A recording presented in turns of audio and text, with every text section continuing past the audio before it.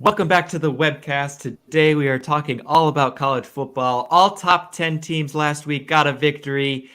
We will do our week 4 picks to see which one of those are going to continue their run and stay in the hunt for the college football playoff. I'm Adam. That's Doug. Let's go.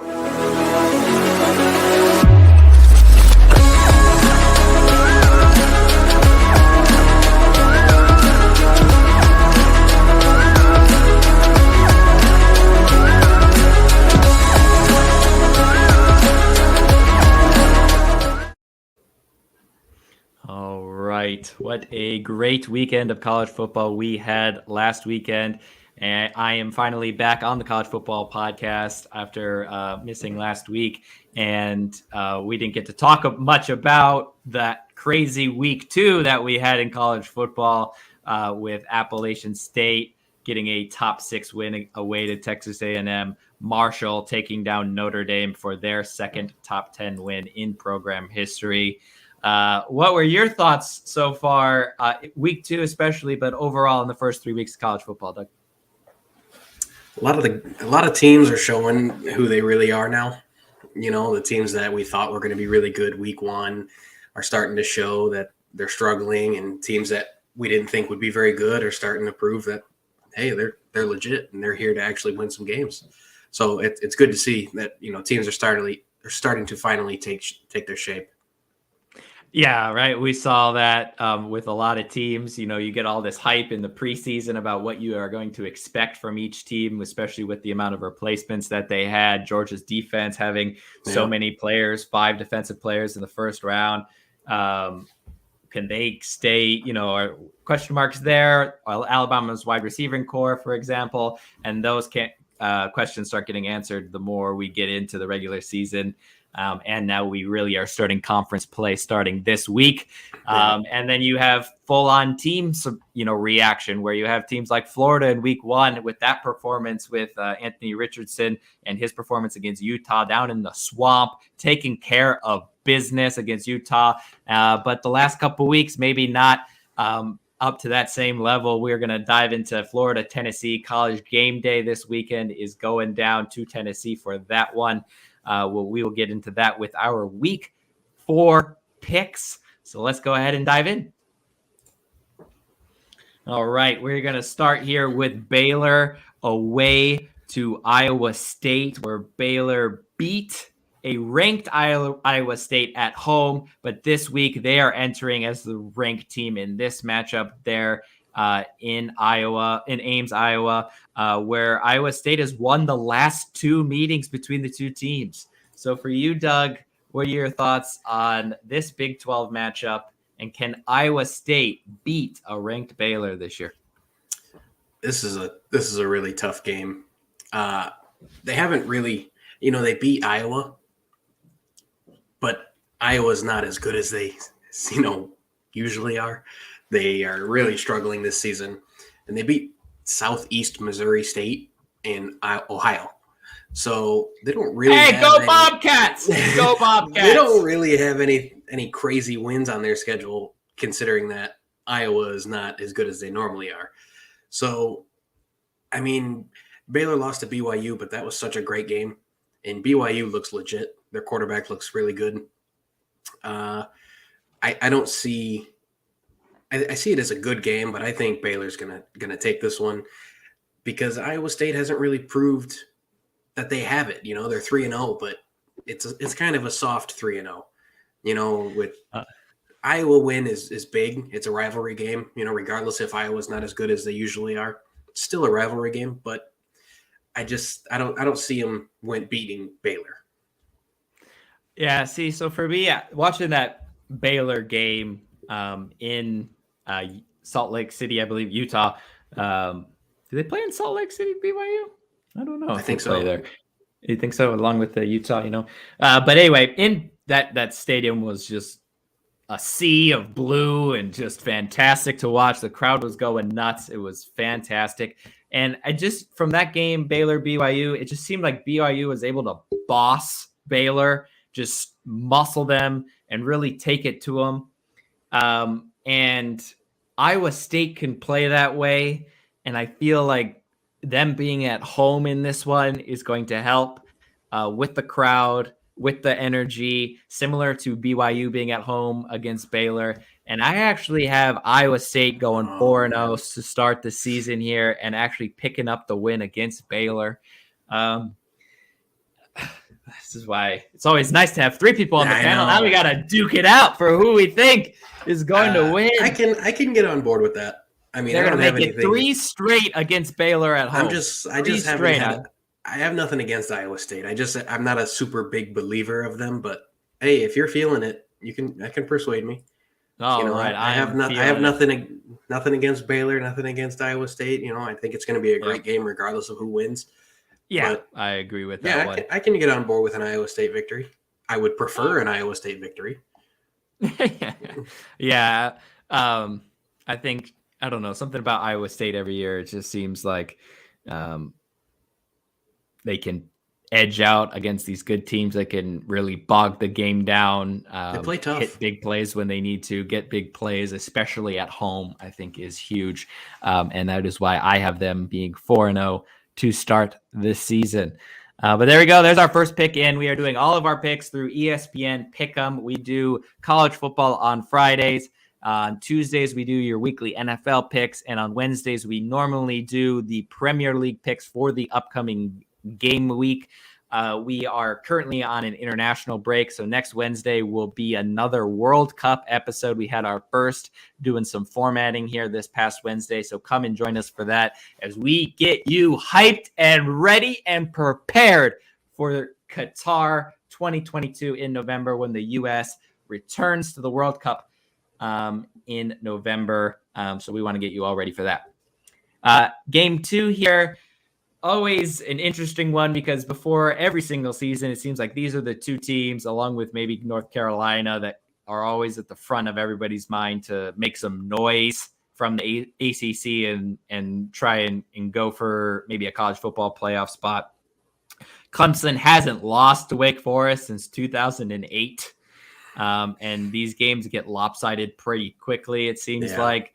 The way that Clemson's defense is playing, I can see a similar story. Despite Wake Forest being 3-0, I think Clemson will take this one and continue that streak of domination. Yeah, I think you hit the nail on the head there. This one's going to be pretty lopsided, and if it's not, then Clemson needs to take a hard look in the mirror. I mean, Wake Forest is ranked 21st. And I don't see how or why. Maybe, just because of the mix-ups that's been happening throughout but they've played VMI, Vanderbilt, and Liberty. And they weren't. It's not like in Liberty they only won by 37-36.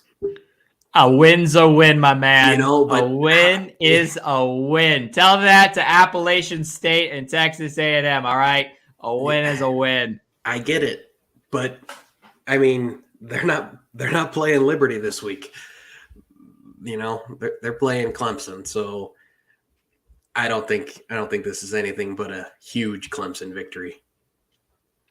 Yeah, I think I agree with this one. I think the quality difference will show there a little bit. Yeah, big time.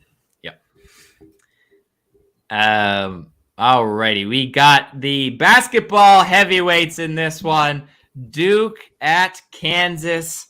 Kansas has their first sellout crowd for this one since 2019 as they welcome Duke after going undefeated, including wins against Houston and West Virginia, both away from home. And we saw how good West Virginia was when they battled Pitt to kind of kick off with that backyard brawl week 0, week 1, however you want to call it, on that Thursday night. Duke having beaten Northwestern, a good win, but they enter 3-0 as they travel to Kansas. Who do you got on the basketball schools hitting the grass in this one? Let's go Duke. Duke? You're going for a Duke win. Let's go Duke. See, I think, I don't know. I'm just a big home kind of crowd guy, I guess, is really what it comes down to. And a sellout crowd for this one. The place is going to be nuts. Kansas fans, if you've seen any Kansas basketball, they are the greatest. They do one of my favorite basketball chants, which is the roller coaster, where a guy goes down in front of the entire stand there and just points directions, and then the whole crowd is just doing this in sync, and it's freaking fantastic, and I love it. I love to see the whole stadium do that in this one. And with the quality wins that Kansas have on the road, returning home in front of a crowd like that, I will have to go with Kansas on this one. So since I was given the way for the first pick, we can go with Duke. If you can, let's talk about it. Stick with it, or you want to talk about it, because all right, let's debate it. I mean, a 30-0 win against Temple for Duke in week 1, and then 31-23 against Northwestern. Those are solid wins. Those are pretty good wins. I mean, NC-A&T is who they played last week, so that's nothing special. But I think that's some pretty good wins. But that's better than beating Houston away and West Virginia away. I have both those teams ranked either even or higher than Northwestern, which is by far the best win that Duke has. Yeah, you're right. Go Jayhawks, go! Let's do it. All right, let's dive into it. Adam has been doing pretty poorly on the picks over our last week and a half, 2 weeks here. So that's okay. Let's see if I can rebound with college football. After NFL in the Premier League, I went 8 for 11, but now college football's back. What are we in this one? I think we're 6-4, maybe. We are 6-4. 6-4. All right, there we go. Keeping that winning record. Let's do it. All right. Here we go. The game that we mentioned earlier in the podcast, College Game Day, as my mic is just breaking over here. College Game Day going down to Knoxville for this one, a top 20 matchup as Florida travel to Tennessee. Anthony Richardson, with a great performance against Utah in week 1, has followed that up with 1 win and 1 loss, in which he threw 0 touchdowns or ran for 0 touchdowns as well, and 4 interceptions. Right, so a complete 180 from his performance against Utah, when he just looked unstoppable and unplayable at times with his legs and his arm. Tennessee, on the flip side, boasts the second best offense statistically in the SEC, a top 5 nationally. I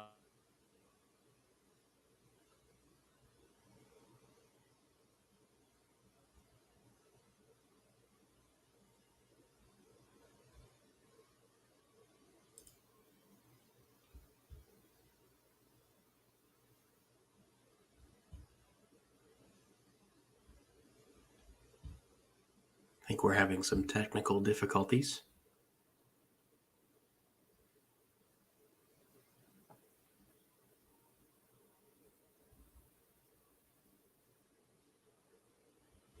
Well, while Adam's trying to figure that out, we have Tennessee has a really, really strong win against Pitt. And, Florida had a great win against Utah, fantastic game. But then to lose to Kentucky, losing to Kentucky hurt them big time. And then going, versus South Florida, only winning by 3. For me personally, there's just no way that Florida can turn this around and beat a Tennessee team that is playing as well as they are. To me, Tennessee's going to take this one, and it's not even going to be close. I think, Anthony Richardson's going to have a better bounce back game, but there's no stopping Tennessee right now. And I don't think anybody except for, some of these bigger teams are going to stop Tennessee, and Florida's just not one of them right now. Next, we go into Michigan State versus Minnesota. Now, this is going to be a great game. Michigan State coming off a loss. They're not ranked 11th like this shows. I don't think they're ranked at all anymore. Let's see if I can pull that up. Yeah, Michigan State's not ranked after losing to Washington. They beat Western Michigan, beat Akron, but then to go and lose to Washington the way that they did, that is not a good look. But the counter to that is, is Minnesota going to actually beat them? I don't think so. I don't think that Minnesota's a good team, but I don't think they're good enough. You got Mo Ibrahim, who I think is fantastic. It's going to be a first round pick, but I don't think it's going to be enough. So I got Michigan State in this game. Sorry about that. Adam's back. I have internet dropout issues there. Doug, carrying on. What are our picks so far? Tennessee to take it against Florida and breaking,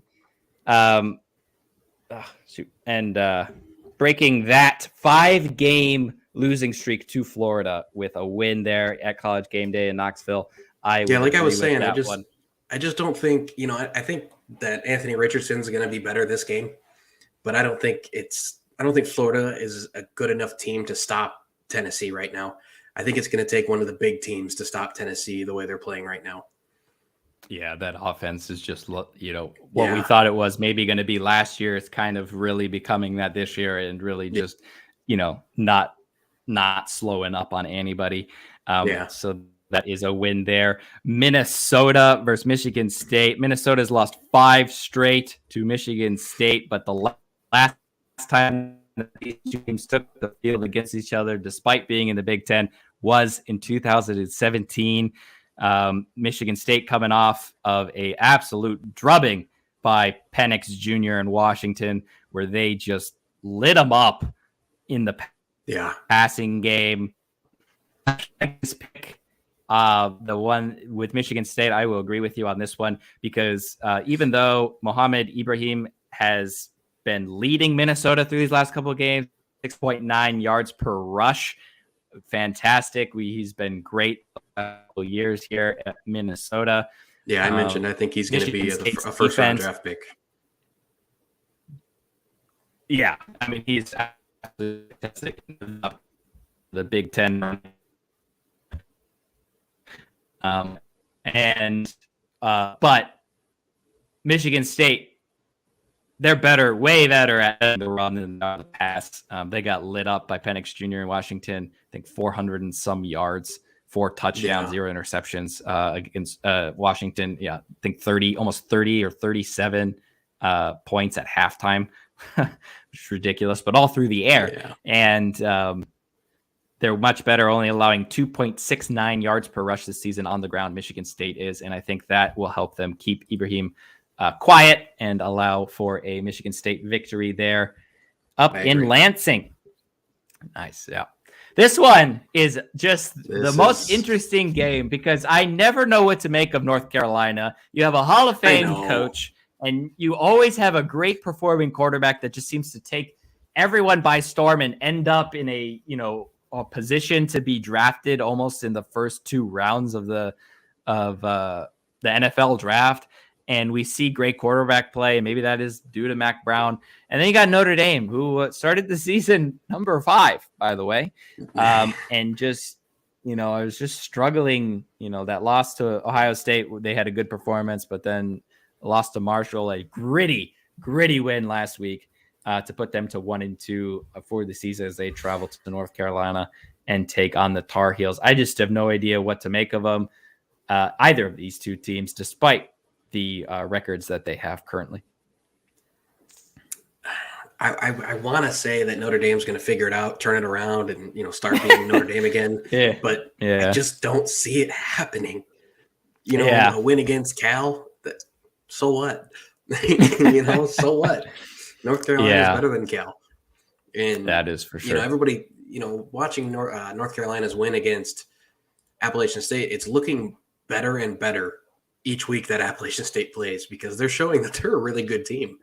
Yeah, very gritty. They're showing that they will not go down without a fight. Now, the Georgia State game that they played last week, they only won by a touchdown. That doesn't look great. In their first week, they gave up 24 points to FAMU. Florida Atlantic. They have a serious defense problem, but I don't think Notre Dame has a very good offense right now. Yeah, and that Notre Dame Cal game, I believe one of the touchdowns Notre Dame came away with was actually off of a missed field goal that they missed the field goal, but because of my opinion, a poor decision from the referee, calling a neutral zone infraction or offsides when nobody even moved on the Cal defense and didn't, from my vantage point, line up in the neutral zone. I extended that drive and ended up with points for Notre Dame, kind of changing that game there. I believe Cal was winning at the time. So I agree that the change of quarterbacks as well that they're going through, that offense, even though on the road so far the season seems like they're playing better on the road, going into Ohio Stadium is probably their best performance of the year so far. Maybe they can do a little bit better going into this one, but I agree. I don't know if this is the game that they turn it around. North Carolina with a great start to the season. The webcast will take them to take home the W. As we move on to just one of the craziest teams, drubbed by Georgia, destroy BYU. What is Oregon going to do this week as they play Washington State? Washington State has lost 3 straight to Oregon. Will it be 4, or will they take down the ranked Oregon Ducks this week? Washington State had a good win against Wisconsin, but I think Oregon they're starting to figure it out. Bo Nix, he has 7 touchdowns now. He's starting to really throw the ball well. Looks like he's fitting in this Oregon system, pretty well. I've always been a fan of Bo Nix. I think he's always had a mistake or two in him, which he showed against Georgia. But he's Every also SEC like team. 0-14 against Georgia, so he just can't play Georgia. Yeah, he just really can't. Which who can? I mean, Michigan got destroyed by Georgia last year, so I can't say much about it. I think Oregon wins this game. I think they're starting to find their stride. I think the win against BYU is huge. Because when I watched the BYU versus Baylor game, I thought BYU looked really good. And for Oregon to come out and beat them the way they did, I think they're back on track. Yeah, especially when you get a new coach in there, a new starting quarterback, Bo Nix. It's definitely going to take a couple weeks to gel, playing away to Georgia, defending champs. Maybe not the best to start off with. So they definitely come back from that. And I agree. I think despite Washington State having the record for the most consecutive flag showing at College Game Day with like over a gazillion, I have Oregon representing in this one and taking the win as well. So there we go. Oregon trying to get back into the playoff picture with another win there. A great matchup as Arkansas 10th ranked Razorbacks take on number 23 Texas A&M, who obviously is going to be known for most of this season as a team that lost at home to Appalachian State. But we're able to bounce back last week with a very good win against 13th ranked University of Miami. Maybe they're kind of turning the tides and getting back into form with all of the talent and great recruiting that they have done in the last couple of weeks or last couple of years under Jimbo Fisher. Maybe they can, they're going to put it together. Arkansas, however, is coming in with the second highest all-purpose player in Raheem the Rocket Sanders. He has I think over 700 yards over 3 games. Or no, let's see. It's got to be more than that. It's like 800 yards over his first 3 games, something ridiculous like that. He's averaging over 10 yards a catch out of the backfield on top of his, I think 6 or so yards per carry. So definitely yards on the season. Yeah, there you go. Exactly. So definitely someone to look out for in this game as he will take Arkansas into College Station, take on the Aggies. Who you got for this one? Man, this is my game of the week. Game of the week. For me, this is College Game Day. What are you doing? Call Doug next time. This is my game of the week for sure.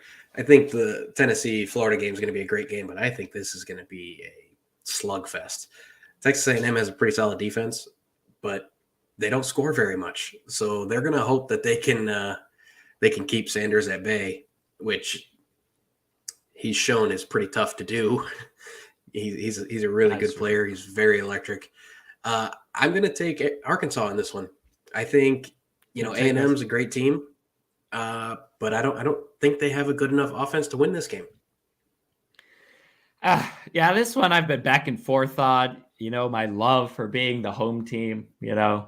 I apply that logic probably incorrectly to every sport that I watch. I do it for my King of the Hill in the NFL. I always pick home teams just because of that slight, I think it's 51.5 to 48.5% difference. 51 home teams win 51.5% of NFL games, something like that. So I take all the percentage that I could get. The 12th man there in College Station with their cult-like. Have you seen that the night before games where I'll go in the stadium and it's really cult-like? It's creepy. Not going to lie. Yeah. I really would love someone to explain that to me and how that. I would love to know they're down in the deep South. Love to know that one. But their last home game against University of Miami, they were able to, avenge that home loss to App State. They are home again in this one. But Arkansas, but they still only scored 17. Yes, and it's just tough 17 for them to 9, Yeah, and it's not like University of Miami is, scoring lots of points I don't think they can stop. I don't think they can stop Arkansas. Yeah, and I could totally see it. I think this is actually a season-defining game. I know it's early in the season, but if you get a win against Texas A&M, if you're Arkansas going 4-0 to start the season, and picking up a SEC win there against Texas A&M, I think that's really going to get them rolling as they move along through the gauntlet. And Texas A&M, if they lose this game, they're dead. They're buried, dead in the water. All the preseason hype of can this team be the team that finally challenges for an SEC crown with the great recruiting they've been doing, the talent that they have, the coaching pedigree that they have, the atmosphere that they have, all of it lined up on paper, and it could be over after week 4. This was a tough one. Yeah, if Arkansas wins this game, USC and Michigan need to be scared that they're going to jump them, because they're going to have 2 solid wins on their record, and we have nothing. Yeah, our best win is Colorado State. Yeah, that's just sad. That's just not what you want, especially when you got Vanderbilt beating Hawaii 63-10. I was waiting for that to come up, and I squeezed it in. Vanderbilt beating Hawaii 63-10. What did Michigan beat them? 56-0, I think it was. So who's better? There's the question. I agree. This could really kick off Arkansas's thing. This was so tough for me. But I will agree with you. We will take Arkansas to go into College Station and Texas A&M season. Push Mr. Raheem Rocket Sanders up the all-purpose yards even more, getting him close to that possible Heisman hype. We'll see how that goes. But Arkansas to take the win and start 4-0. Will Oklahoma join them on 4-0 as they host Kansas State with Brent Venables' great defensive mind showing there in Oklahoma to go with the offense that always is up there with the best of them, despite losing pieces in the offseason. Caleb Williams, Spencer Rattler, and so on and so forth. Who do you got for this one? Yeah, I got Oklahoma. This will be a quick one. Quick and easy. Oklahoma is going to do what they've been doing all year to every team they've played, and they're going to keep them to less than 2 touchdowns or less, and they're going to score 40. Yeah, I agree with that one.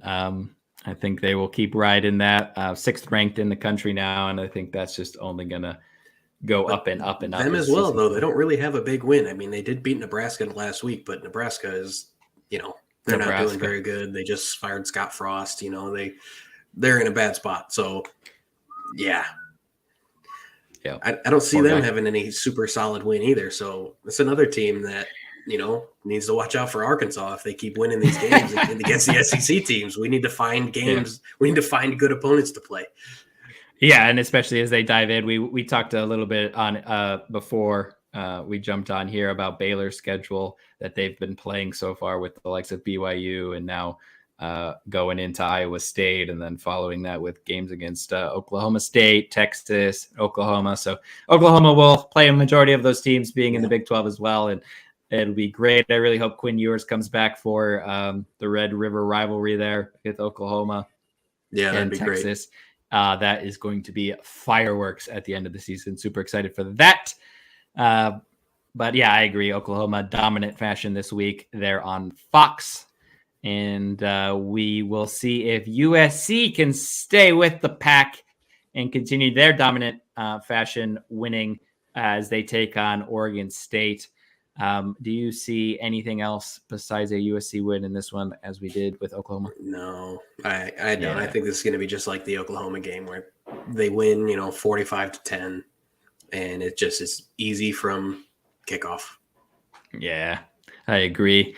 Even though they're up there in Beaver Stadium, Oregon State, I think USC will travel well. That offense is only going to be clicking more and more as Lincoln Riley continues to push Caleb Williams, his star pupil, forward and get everybody integrated with all the transfers that they've had. I see nothing but a USC win there. And that completes our Week 4 picks here on the webcast. Again, go ahead and make your account on ESPN Plus before the games, on ESPN Plus, on ESPN. Go ahead and make your picks there on ESPN. Pick them for college football for all the games that are tomorrow, and get those in. Track with us, see how you do, see how we do, and we'll keep going throughout the entire college football season, and we will see who has the better record at the end. So keep on picking with us on that one. But I do want to talk a little Big Ten action. They're not very well represented there. But with the likes of Michigan starting off so strong, Penn State with a great win against Auburn last week, Wisconsin starting to maybe get going a little bit. We'll see. Michigan State took that bad loss, but maybe they can rebound as well. Ohio State starting off a 77-21 victory last week against Toledo. I just want your thoughts overall on the Big Ten as we start to really enter conference play. Who are your contenders for the Big Ten? And what are you looking forward to as the season progresses? I'm hoping that the Big Ten gets better because they haven't looked great. We like to think that, we're both Big Ten fans. We growing up north, that's who we watch. Penn State's looking good. They didn't look great week 1, but they're starting to look better. Wisconsin with the loss, it's really tough. Michigan State taking the loss, really tough. If they can bounce back from that, then it's tough because, Penn State, Michigan, Ohio State, we're all on the East. So really it comes down to Wisconsin and Iowa, and really they both aren't that great this year. And Wisconsin's going to take another loss this weekend to Ohio State. So I don't know. I don't know who. That's an interesting one. The Wisconsin game is going to be interesting as Ohio State enter Big Ten play with that one this weekend. Back at home again against Wisconsin. I'm secretly worried about that. I think that they're going to be able to boss us around a little bit in that game. Just the big bodies that they have, the running back that they have over there is, and I'm just worried about it a little bit. I'm not going to lie. It's not, we thought Notre Dame would have been our toughest opponent so far. But as Notre Dame look the way that they have, and maybe Wisconsin is going to show up and actually be much tougher for us to handle. We saw last week against Toledo, a dual threat quarterback from, really gashed us. And if he was part of a better team, it would have been a bigger problem. We are just letting up. This is the third consecutive game of over a 50-yard play against us in the passing game. Denzel Burke, sophomore corner, looks like he's starting to get picked on a little bit, and that's always bad when you feel like you have a weak part of your secondary back there that at any moment they can go and attack and get some points on the board. So very interested to see that game. I think to see how Ohio State handles that one. But Michigan, you didn't mention them very much in that. I know you said they haven't played very much, but the East, a top Michigan, 4 team now. Yeah, Michigan looks good, but it's against terrible teams. So I want to see them. We're playing Maryland this week. They've looked okay so far. They look better than they usually do. So this will be our first, test, but they're not we should win this game very easily. But it's good to see, you know, I don't know. Our schedule's so bad this year. It's tough. You know, it's unfortunate that we look as good as we do with our schedule being so bad. Yeah. But we'll see. I mean, we can only play. I mean, you can only beat who's in front of you. Exactly. Yeah, you can only beat who's in front of you. As long as we keep beating them. As long as we keep beating them, we'll be good. But it's definitely going to be, Ohio State, Michigan in the East. And even with, I think, a 2-loss Wisconsin, a 3-loss Wisconsin even is probably going to be the best team on the West, which is unfortunate. Yeah, the West definitely not the greatest of sports. And I'm more excited about Penn State as well to join, maybe Michigan and Ohio State there at the top of the East. Nick Singleton, death, taxes, and that guy getting 10 carries. 10 carries in each of his first 3 games, has about, I think, 4, 5, 6 touchdowns, 350 yards rushing. I mean, the dude's just over close to 10 yards a carry. He looks like maybe a thinner, smaller version of Saquon Barkley. I think he's going to cause teams a lot of problems as we move through. And he's a freshman. The East. Is he a freshman? I didn't know he was a freshman. I'm pretty sure he's a freshman. Yeah, there you go. So even scarier yet to come. Then maybe that's why he looks a little bit smaller. You get a good year of the college weight room in you, and that could blow up anybody. We've seen the great transformation of players from year 1 to year 2 just by getting into that weight room. Especially at a place like Penn State. So, we